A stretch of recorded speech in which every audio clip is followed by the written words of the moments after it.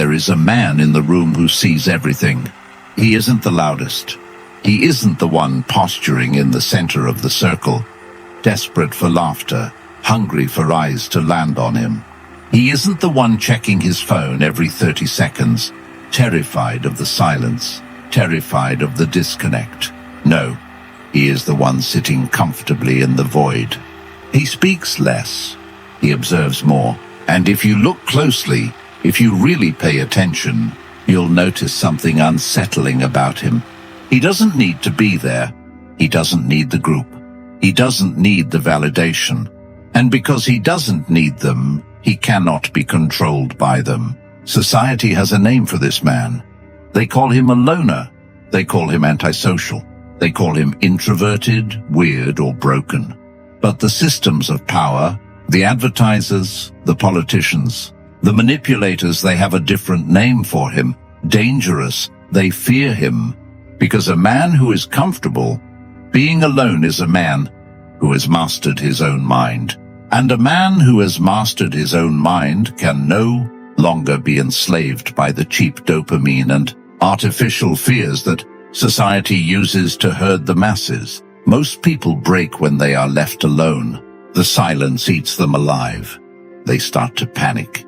They feel the walls closing in. They reach for the remote, the bottle, the phone, anything to drown out the sound of their own thoughts.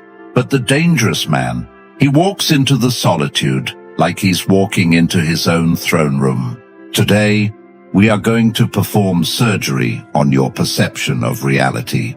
We are going to dissect why you have been conditioned to fear being alone, why the system is terrified of your solitude, and how embracing the void turns you from a pawn into a player. This is not about being lonely. Loneliness is a sickness. Solitude is a strategy. And if you stay with me, by the end of this you will understand why the most powerful men in history didn't just tolerate being alone, they demanded it. Let's start with the lie. The lie you've been fed since kindergarten. Humans are social animals. You've heard it 1,000 times. It's the justification for everything. It's why you're forced into group projects. It's why open plan offices exist. It's why if you eat lunch alone, people look at you with pity. They tell you that to be alone is to be in pain. That isolation is a punishment. In prisons, solitary confinement is the highest penalty next to death. Why? Because for the average unconditioned mind, being left alone with oneself is torture. But ask yourself, who benefits from you being terrified of solitude? Think about the economy. A man who is happy alone doesn't need much. He doesn't need to buy the newest car to impress his neighbors. He doesn't need to spend thousands on clothes to fit into a tribe he doesn't respect. He doesn't need to pay for overpriced drinks at a club just to feel like he exists. The economy relies on your insecurity. It relies on your desperate need to belong. If you are okay with yourself, you are a bad consumer. But it goes deeper than money. It's about control. Group dynamics are the easiest way to manipulate human behavior. It's called herding. If I want to control a sheep, I don't need to put a leash on it. I just need to scare the rest of the flock and steer them in one direction. The individual sheep will follow because it is terrified of being left behind. This is the biological trap. Thousands of years ago, if you were kicked out of the tribe, you died. You starved or you were eaten by predators. Your brain has a primal, archaic circuit that screams danger whenever you step away from the crowd. Society hacks this circuit. It keeps you in a state of constant social anxiety. What will they think of me? Am I wearing the right thing? Did I say something stupid? Why didn't they like my post? These questions are the bars of your cage. They keep you compliant. They keep you average. They keep you safe. But the dangerous man, he hacked the hack. He looked at that primal fear and realized it was a ghost. In the modern world, you will not die if you walk away from the tribe. You will not starve if you disagree with the consensus. Once you realize that the fear of being alone is a biological glitch, not a reality, You become invisible to their control mechanisms. You become the ghost in the machine. Watch a nature documentary. Look at how prey animals behave. Deer, zebras, sardines. They move in tight clusters. They are loud. They are constantly signaling to each other. Their safety is in their numbers. Their entire strategy is don't look at me. Look at us. Now look at the predators. The tiger, the eagle, the bear. They hunt alone. They move in silence. They don't need a group to validate their strength. Their strength comes from their autonomy. This is the fundamental difference between the nice guy and the dangerous man. The nice guy is a prey animal. He is terrified of conflict.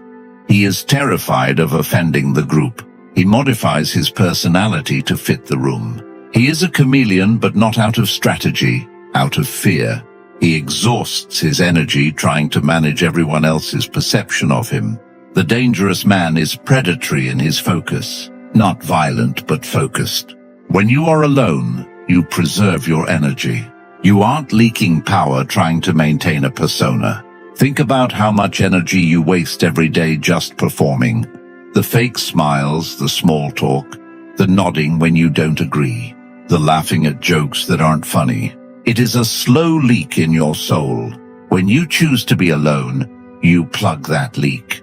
You reclaim that energy, and you can direct it towards something that actually matters. Your mission, your body, your bank account, your mind. This is why dangerous men prefer to be alone. It's not because they hate people.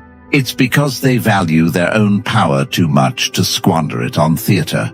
Robert Greene wrote many of his most powerful observations about human nature through years of isolation, deep study, and strategic observation away from the crowd. In that silence, he sharpened his understanding of power, manipulation, status, and human behavior with cold surgical precision. If he had stayed trapped in constant noise, distractions, and social performance, his thinking would have been diluted like everyone else's. Solitude creates clarity. Here is the part where we have to be brutal. Most men don't choose solitude because they are weak. They avoid it because they are cowards. Blaise Pascal, the French mathematician and philosopher, said all of humanity's problems stem from man's inability to sit quietly in a room alone. Why is it so hard? Because when the noise stops, the truth starts. When you remove the distractions, no Netflix, no scrolling, no talking, you are left with the only person you can't run from, yourself. And for most people, that is a terrifying meeting. In the silence, you hear the thoughts you've been suppressing. You remember the failures you tried to forget. You feel the gap between who you are and who you know you should be. The silence acts like a mirror, a high-definition, unforgiving mirror that shows you every scar, every flaw, every insecurity. This is the void. The average man feels the void opening up and he panics. He immediately reaches for his phone. He calls a friend. He fills the silence with garbage because the garbage is safer than the truth. But the dangerous man, he sits in the void. He stares into the abyss until the abyss blinks. He uses the solitude to perform an audit on his soul. Why am I angry? Why do I seek approval from people I don't like? What do I actually believe versus what I was told to believe? This process is painful. It is like breaking a bone to reset it. But it is the only path to true strength. Carl Jung called this the shadow work, integrating the dark parts of yourself. You cannot do this at a party. You cannot do this in a group chat. You can only do this in the deep, heavy silence of solitude. Once you have faced your own demons in the dark, nothing in the light can scare you. What is a boss yelling at you, compared to the confrontation you've had with your own soul? What is a rejection from a woman compared to the acceptance you forged in the fire of your own isolation? Nothing. When you no longer fear your own company, you become immune to external intimidation. You become uncancelable in your own mind, because you know that even if the whole world turns its back on you, you will be fine. You are in good company. Let's move from psychology to tactics. Dark psychology teaches us that information is power. In any interaction, the person speaking is giving away power. The person listening is gathering it. When you are constantly surrounded by people, constantly chatting, constantly engaging, you are broadcasting your position. You are telling the world what you want, what you fear, what you plan to do. You are predictable. The man who prefers to be alone is a vault. No one knows his next move. No one knows his leverage points. No one knows his weaknesses. This makes him terrifying to manipulate. Think about a negotiation. The guy who talks too much loses. He reveals his anxiety. He fills the silence because he's nervous. The guy who sits back, stays quiet, and is comfortable with the pause, he wins. Solitude trains you to be comfortable with the pause. When you spend days or weeks alone, your brain changes. Your dopamine receptors reset. You stop needing constant stimulation. You develop a high bandwidth perception. You start noticing things others miss. Micro expressions, tone shifts, the things people don't say. While the crowd is busy making noise, the loner is reading the room. He sees the strings on the puppets. This is why the most dangerous men are often the quietest. They aren't shy. They are hunting for information. They are building a mental map of the battlefield while everyone else is treating life like a playground. Nikola Tesla, Isaac Newton, modern strategists, inventors, and obsessive creators. Yes, we are going there. Regardless of morality, look at the capacity for impact. These men spent years in isolation. They built systems, theories, and machines that altered the course of reality. Tesla supposedly said, "The mind is sharper and keener in seclusion and uninterrupted solitude. No big laboratory is needed in which to think. Originality thrives in seclusion, free of outside influences beating upon the creative mind."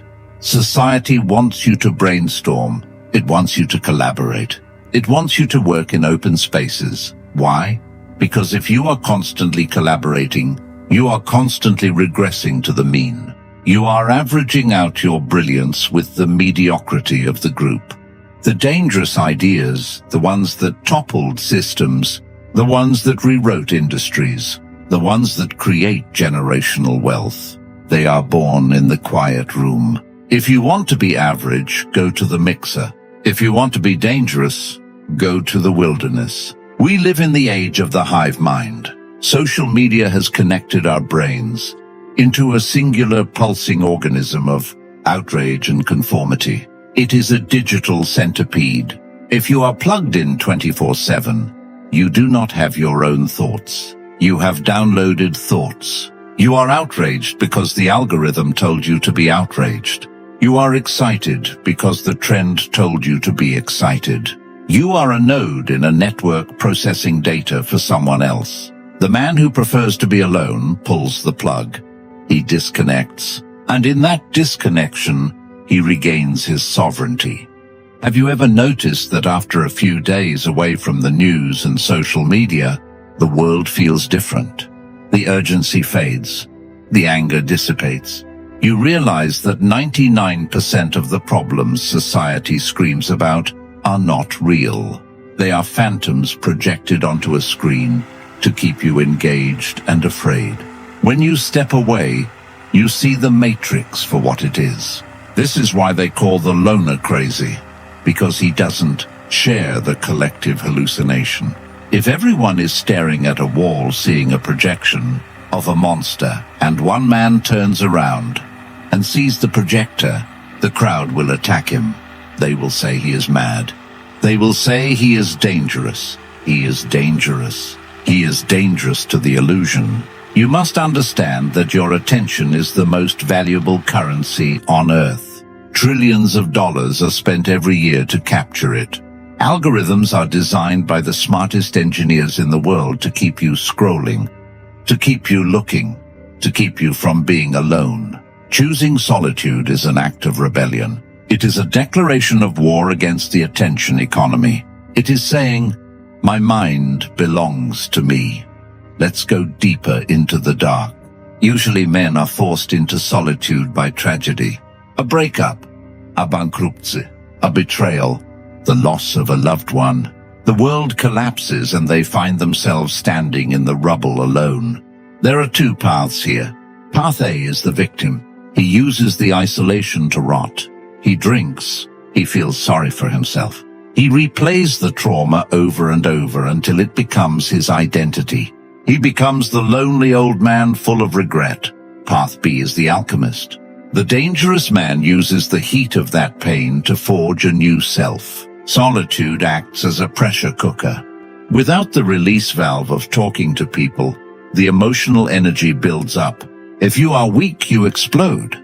If you are strong, you transform. You take that anger, that sadness, that grief, and you channel it into work. You channel it into the gym. You channel it into a plan. The most terrifying version of a man is the one who has lost everything and decided not to collapse. One, he has nothing left to lose. And a man with nothing to lose is the only man who is truly free. When you see a man who prefers to be alone, you are often seeing a man who has rebuilt himself from scratch. He knows that the crowd didn't save him when he was drowning. He saved himself. So why would he need the crowd now? He has realized that help is not coming, and instead of that making him sad, it made him powerful. It made him self-reliant. Self-reliance is the ultimate danger to the system. The system needs you to be dependent. It needs you to need the police, the doctor, the politician, the bank, the employer, the man who can fix his own house, grow his own food, think his own thoughts, and heal his own heart. He is a glitch. He is a malfunction in the dependency machine. They cannot threaten him with poverty because he knows how to live with little. They cannot threaten him with ostracization because he is happy alone. Let's talk about value. This is not philosophy. This is economics, supply and demand. The first law of value is scarcity. If there is too much of something, it becomes cheap. Sand is everywhere. It is worthless. Gold is hidden, rare, hard to extract. Wars are fought over it.